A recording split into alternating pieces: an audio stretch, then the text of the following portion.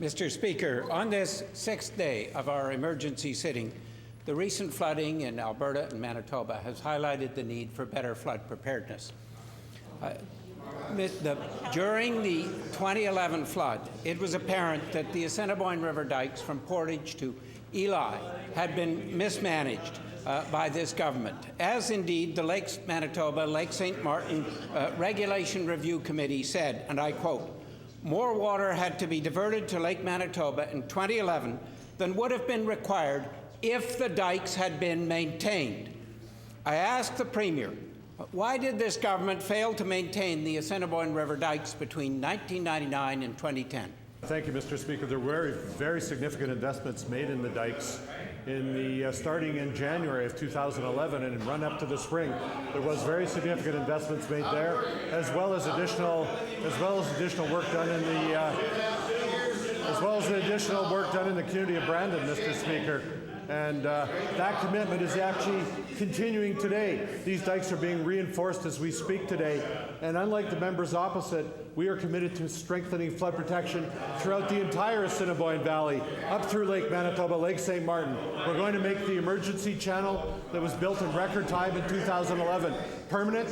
We're going to have a new outlet from Lake St. Martin's. We've made a $250 million commitment to do that, and the member from River Heights has voted against that commitment, Mr. Speaker. Mr. Speaker, in 1996, the provincial government took over full administration and control of the Assiniboine River dike system and indeed received $4.5 million at the time to ensure that the dikes were kept at least 22,500 cubic feet per second level so that amount could pass down the Assiniboine River.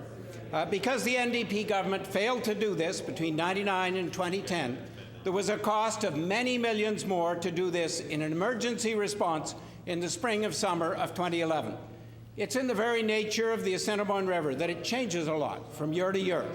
Will the government commit today that it will never again forego the annual maintenance along this critical section of the Assiniboine River? Mr. Speaker, not only do we have a commitment to invest in new infrastructure along the Assiniboine Valley, Brandon, all the way through the Assiniboine River, up through Lake St. Martin and Lake Manitoba, unprecedented commitment. Obviously, that infrastructure needs to be monitored on a regular basis.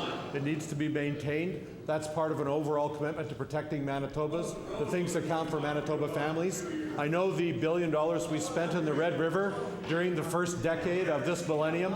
We spent $1 billion lifting up homes, putting ring dikes around communities, building the floodway to a 1 in 700 year protection around the city of Winnipeg. Those investments made a gigantic difference in 2009. They made a gigantic, even greater difference in 2011.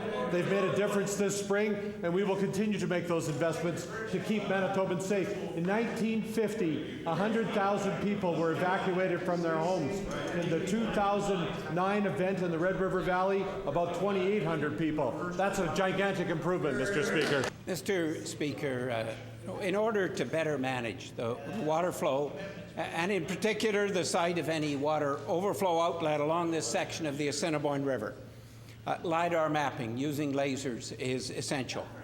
And yet to date, complete LiDAR mapping of this part of the Assiniboine River has not been done. Never. I asked the Premier, since LiDAR mapping is an essential component of good engineering and planning for this part of the Assiniboine River Basin, when will it be completed?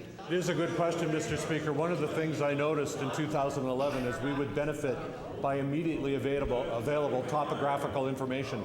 LiDAR mapping is a part of that, and that is the kinds of measures that we need to continue to invest in. In order to invest in those things, you need to have adequate resources. Those resources will allow us to protect healthcare and education while investing in flood infrastructure and flood technology. We've increased the number of flood forecasters in Manitoba. We've increased the number of monitoring stations in Manitoba. We've done additional LiDAR mapping in areas that are at risk, and we will continue to do those things that allow us to be as prepared as possible to mitigate floods in the future in Manitoba. It will save an enormous amount of expenditure. The $1 billion we spent in the Red River Valley has saved $30 billion of damage. I was pleased to see the federal government wanted to enter into a 50-50 disaster mitigation program. We made those investments, and ahead of that program, we look forward to some recoveries on it now.